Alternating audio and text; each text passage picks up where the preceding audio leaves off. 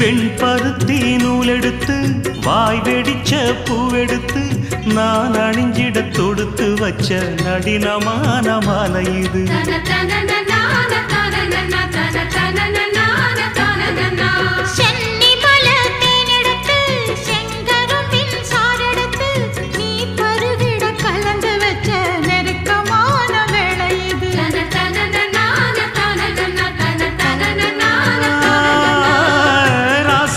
உடம்பிருக்கும் ரவிக்க துணி நானாக அன்னாடம் சூடி கொள்ள ஆசை வச்சாகாதா.